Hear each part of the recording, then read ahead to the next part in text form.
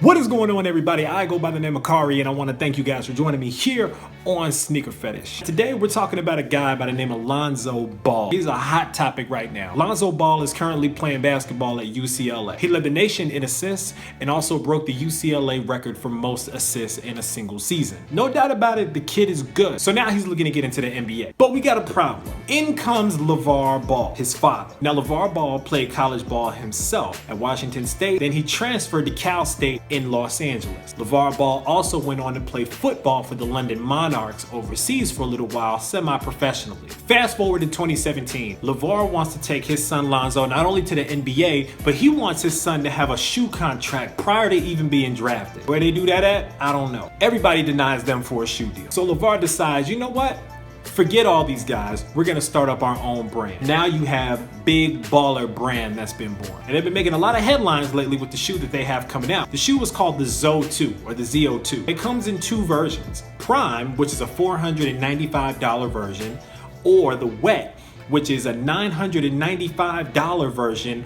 But if you want a size 14 or 15, it's gonna cost you $1,195. Now the website advertises that the shoes come with a clear acrylic box that comes with white LED lighting. You get a certificate of authenticity. And of course the shoe is personally autographed by Lonzo Ball. But is it worth the price? Maybe.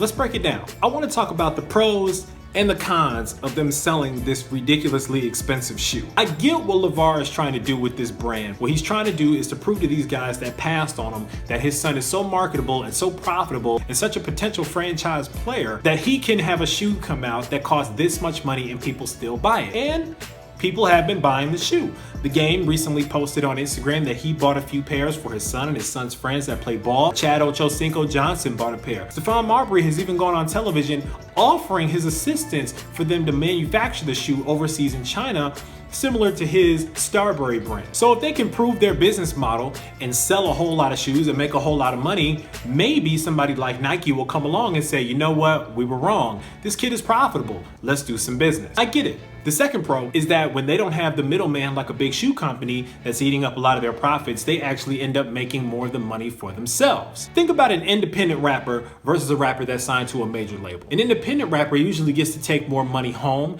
because they have less overhead and less expenses. They don't have to worry about a lot of marketing or things that other people are paying for. Therefore, they get to pocket more of the money that's being made off of each pair of shoes. Again, I get it. He's a genius only if they're in this to make as much money as they can make in as little time as they possibly can make it. If this is a long-term play, I think this is a horrible idea. Now let me talk about some of the things that I don't like about this shoe and about their business model. Lavar Ball is toxic for Lonzo Ball's career. You can debate me on this down in the comments if you want to, but I'm standing by my point. Here's why. We've seen a lot of fathers in entertainment and in sports that have been behind their children who ended up being phenoms in their field of sport, right? There would be no Serena and Venus Williams if it wasn't for their father, right? There would be no Michael Jackson or the Jackson 5 if it wasn't for Joe, right? What you didn't see is Serena and Venus's father go to Nike and ask for a shoe deal when they were 12 years old. What you didn't see was Joe Jackson go to Pepsi when Michael Jackson was 10 years old and asked for a multi-million-dollar contract. Why?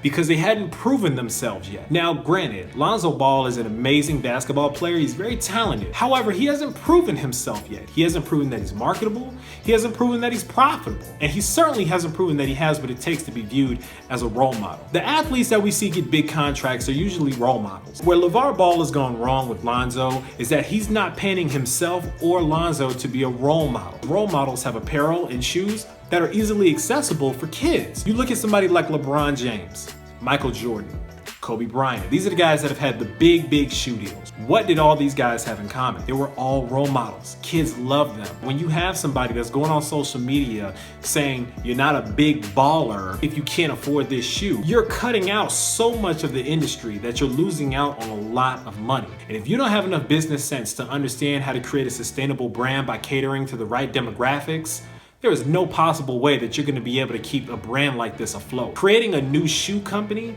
an athletic brand, when you have people like Nike that are dominating this market, you're like that big, dude. You got a long way to go before you can prove yourself as any kind of a market player. What I see here is Lonzo Ball being that flash in the pan that a lot of people are talking about right now.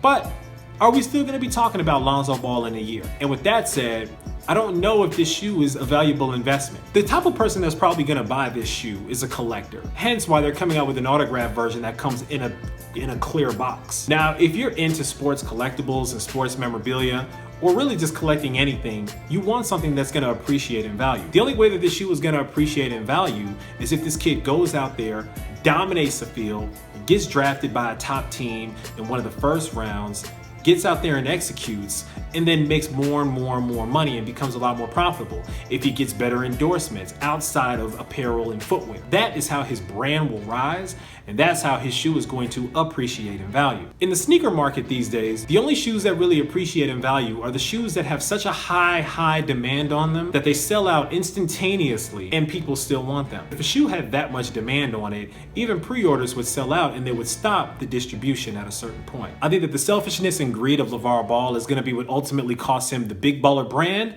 and possibly his son's draft stock. They're asking for something that took LeBron 12 years to get. LeBron was drafted in 2003 and didn't get a lifetime deal with Nike, rumored at $1 billion until 2015. So for LeVar Ball to take his sophomore level son of a basketball player and ask for the same deal that Kobe never got, that Michael Jordan never got, and that it took LeBron over a decade to get, to me is greed on a whole nother level. Personally, I don't know if I'm gonna buy this one. Now I will say that the shoe does look pretty comfortable and the shoe does look to be made pretty well. Looks like it has double stitching on the shoe and there's some boostish material on the midsole that makes the shoe probably pretty comfortable. Now granted, the shoe looks like an orthopedic version of a Kobe 9, but that's neither here nor there. Lonzo, if you're out here, let me give you a little bit of free advice from somebody who went to business school and got a degree. Get rid of your father.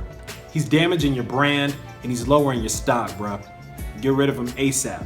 Some of the most toxic people in our lives are the people that are the closest to us. And the sooner that you understand that, the much better you will do in this world. Your pops is setting you up for failure.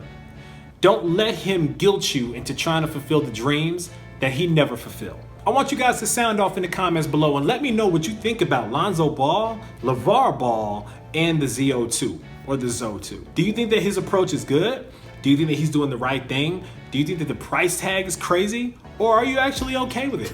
Sound off in the comments below and let me know. Again, I appreciate you guys rocking with me for a couple of minutes today, giving me a little bit of your time. You could have been anywhere in the world, but you're here with me. I go by the name of Kari, and until next time, I'm out.